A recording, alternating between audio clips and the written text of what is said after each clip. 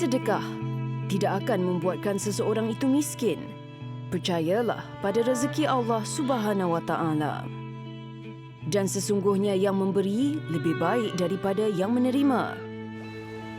Lebih lagi, setiap amal kebajikan yang dilakukan lahir dari hati yang tulus ikhlas. Hati emas. Sungguh pun langkah kakinya longlai, namun jiwa dan semangatnya kuat untuk menyumbangkan keringat bagi mereka yang memerlukan. Siti Nuraisyah, 65 tahun, puteri sulung penyanyi legenda lagu Melayu asli yang tidak asing lagi di tanah air, Tan Sri SM Salim, menubuhkan NGO Angkatan Sukarelawan Asas Sejahtera atau ASAS pada tahun 2014. Segalanya bermula pada 26 Disember 2004, tsunami di Aceh. Tarikh keramat bermulanya secara serius Siti dalam menjalankan kerja-kerja misi kemanusiaan. So Aceh saya rasa mengajar saya banyak perkara, terutama sekali bila melihat banyaknya mayat, ramainya orang susah yang menangis minta tolong. So kita pun dalam keadaan dia susah, kita pun susah, dia menangis, kita pun menangis. So saya rasa itu satu rahmat Allah bagi saya lah untuk buat kerja-kerja kebajikan ni.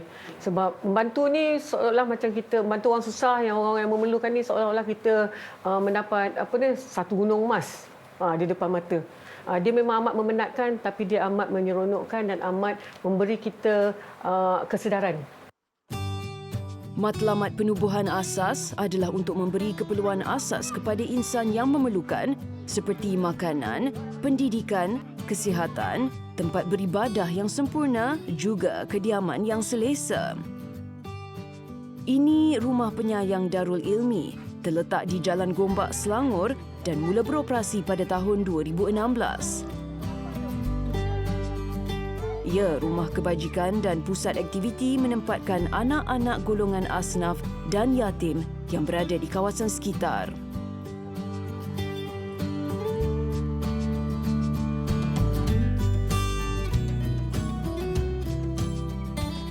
Saya nak sampaikan beras ni, sampaikan kepada mak, keluarga.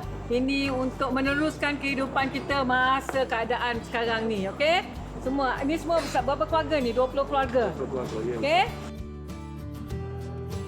Kerjasama pihak asas dengan Darul Ilmi bermula pada Ramadan 2020. Siti dimaklumkan bahawa rumah yang menempatkan anak-anak asnaf dan yatim memerlukan keperluan makanan dan barangan lain. Dia sendiri membuat tinjauan dan merasa sedih dengan keadaan rumah ini ketika itu dan terus menyampaikan sumbangan hasil derma masyarakat prihatin. Sejak dari itu, Siti sentiasa menyampaikan sumbangan kepada 85 penghuni di sini. Asas adalah salah satu NGO dan penyumbang yang secara konsisten menyumbang di tempat kami lah. Jadi kami boleh menilai lah beberapa orang penyumbang yang datang dan konsisten. Jadi antaranya asas lah. So pelbagai bantuan diberikan lah, bukan setakat barang terhad kepada makanan, tapi juga barang keperluan diri. Juga pernah meminta kami untuk menyalurkan juga sumbangan-sumbangan ni kepada keluarga-keluarga sekitar. Juga pernah memberi bantuan daripada segi keperluan pelajar sebagainya. Alhamdulillah asas banyak juga bantu kelangsungan hidup di Darul Ilmi ni lah. Secara peribadi, orang cakap Kak Siti ni garang. Tapi Alhamdulillah dengan saya tak pernah garang lah kan. Saya tak pernah jumpa lagi garang ni macam ni. Garang-garang pun saya boleh handle lah. Sebab pertama Kak Siti jenis yang friendly user, orang kata kan. Jenis yang mudah nak beramal. Mas Mira Cik Cik, seorang pendidik di Ampang. Dia telah lebih 18 tahun menjalankan bisnes makanan bersama keluarga dan makanan yang menjadi sambutan ramai adalah roti john. Sungguh pun tidak dapat bersama dalam menyampaikan sumbangan, mesra disapa Cikgu Mas. Dia mempunyai cara tersendiri dalam menyokong kerja-kerja kesukarelawan di bawah seliaan Siti. Cikgu Mas antara pengusaha makanan yang menyediakan tempahan makanan untuk diberikan kepada barisan hadapan. Banyak-banyak terima kasih kepada Kak Siti kita yang banyak bagi saya job untuk charity lah kepada frontliner, terutamanya kepada frontliner, anak-anak yatim, rumah kebajikan dan banyak lagi lah. Contohlah, katalah harga roti john tu RM7. Saya bagi Kak Siti RM7 dan saya sedekahkan yang RM2 lagi tu di bahagian saya. Adalah bahagian saya sedikit untuk saham akhirat. Bulat air kerana pembentung, bulat masyarakat kerana bermuafakat. Kerjasama dalam meringankan beban sesama insan, satu perbuatan yang dituntut walau apa cara sekalipun. Yang penting disertai dengan hati yang ikhlas.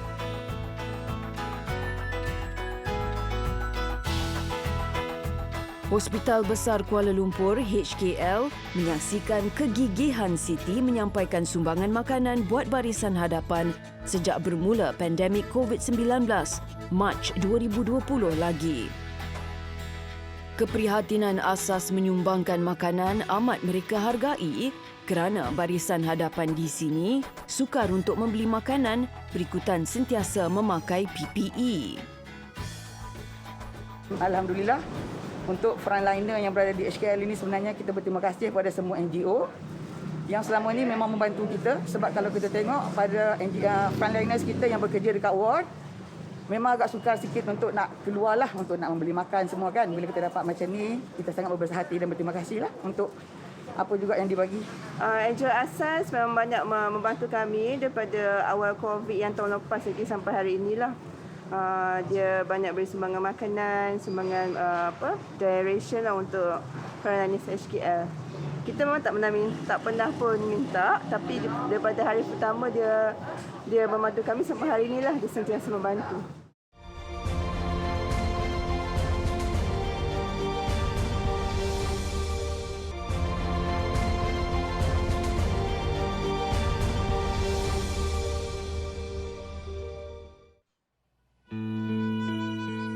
Ini Sekolah Bimbingan Jalinan Kasih atau SBJK terletak di Lorong Haji Hussein 2 Chowkit, Kuala Lumpur. Ia adalah sekolah anak-anak jalanan atau gelandangan.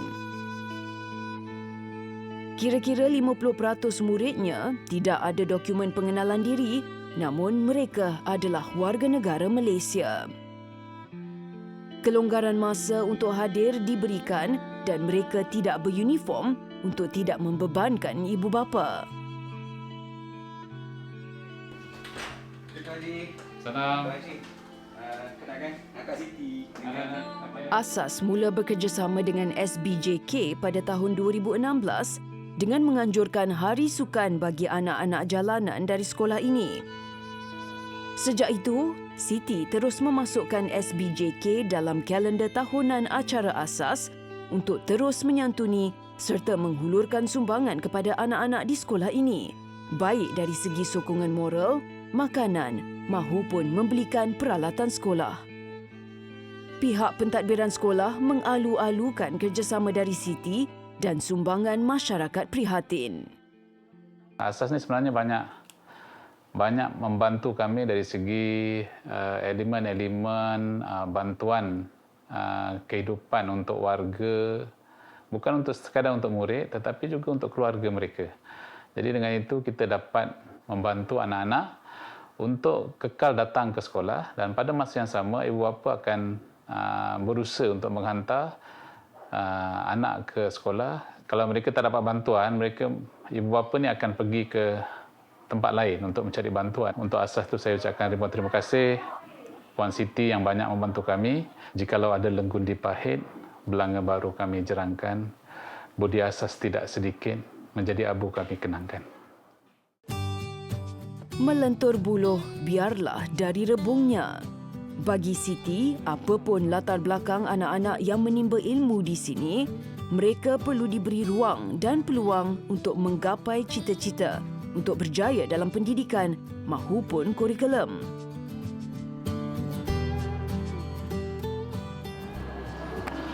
Okey, bagi pihak SPJK, saya mengucapkan ribuan terima kasih pada Asas yang memberi sumbangan buku pelajar-pelajar SPM untuk mata pelajaran teras bahasa Melayu, sejarah, matematik, bahasa Inggeris, pendidikan Islam dan moral.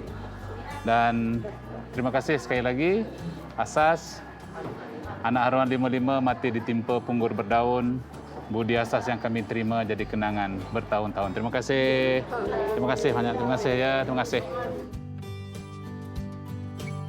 Ya cikgu, ni saya serahkan stationery, alat menulis kepada anak-anak ni, pelajar-pelajar sekolah cikgu ni. Ini peralatan ni, pensel, pen dan sebagainya.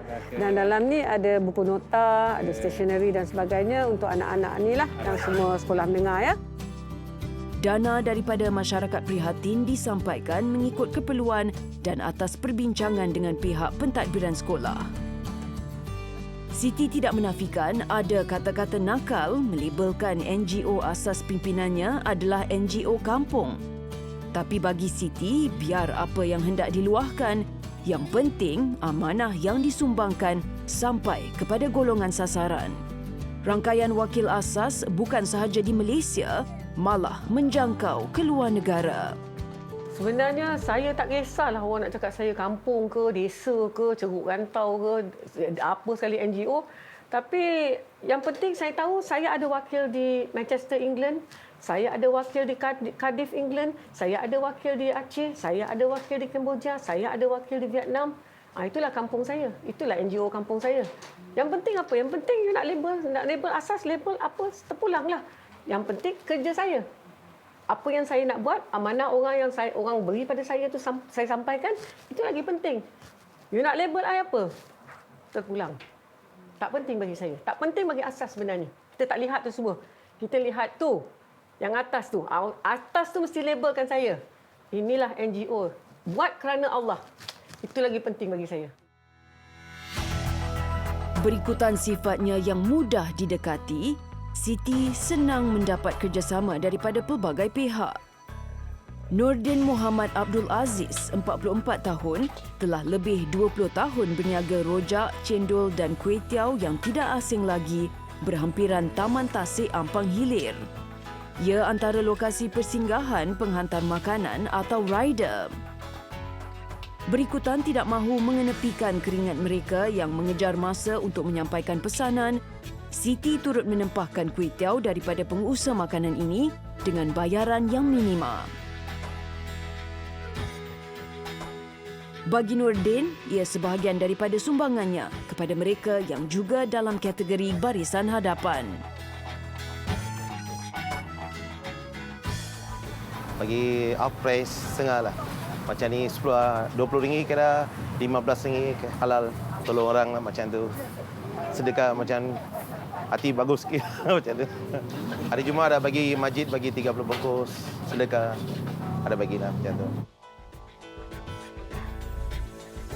Lazimnya, Siti ditemani beberapa exco atau sukarelawan asas dalam menyampaikan makanan pada rider di beberapa lokasi yang dikenal pasti. Setiap detik begitu berharga buat Siti, berikutan makanan yang ditempah masih panas. Dia dan sukarelawan segera memberi kepada rider yang ditemui. Terima kasih bagi. Saya bawa tengah lapar ni. Lagi pun saya minum sekejap.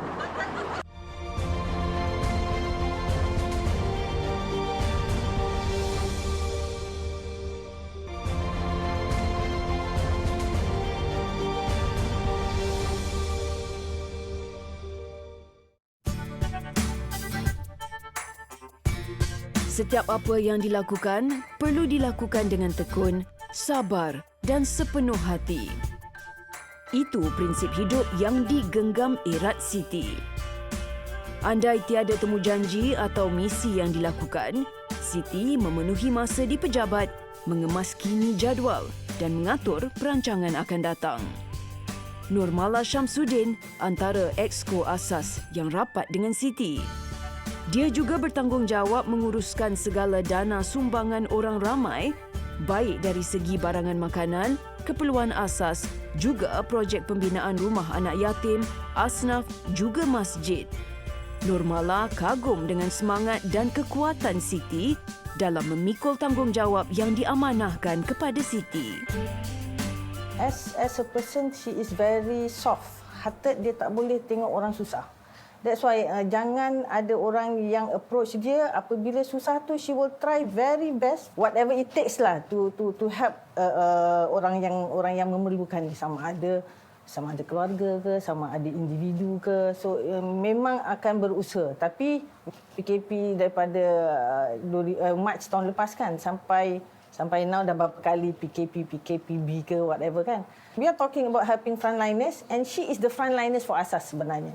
Orang lain, in fact, some of our exco pun tak berani nak keluar, kan? She is the only Asas wakil yang memang beli barang, pergi hantar barang, and then tempat-tempat yang dia pergi, especially hospitals, memang high risk areas kan. Pergi bantu-bantu orang susah. We never know lah macam gelandangan ke apa semua tu, they might be exposed to COVID kan, tapi but the thing is Allah lah yang menjaga kita kan.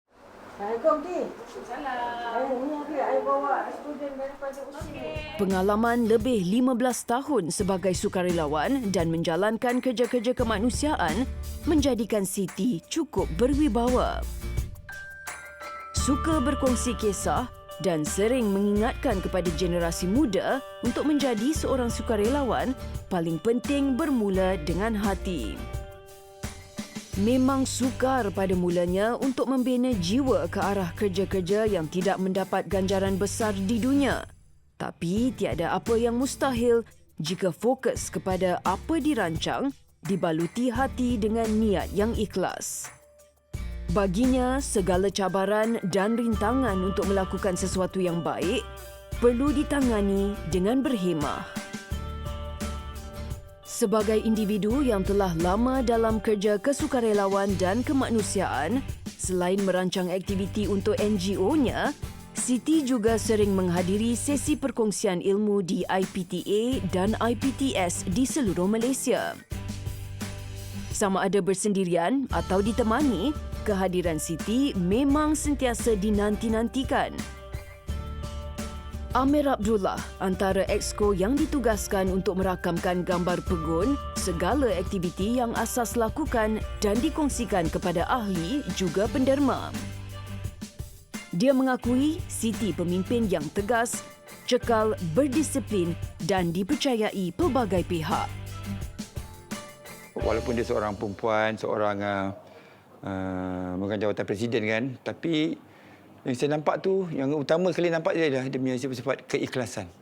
Satu, kedua dia sifat-sifat dia keyakinan. Orang yang tak yakin, dia akan yakin. Contohnya kan ada satu ketika tu kita kekurangan duit 14,000 untuk mengadakan aktiviti untuk anak yatim di Kemboja. Tapi macam mana dia doa ke, dia semayang ke, dia berzikir kan. Besok paginya dapat tergolek 14,000. Satu lagi tu, di mana kita sama-sama dengan budak universiti kan, ada yang rasa ragu-ragu tau. Dia kata, kami ada lagi 5 hari nak perlukan 29,000. Tak ada. Tapi Kak Siti kata, ini semua dugaan Allah.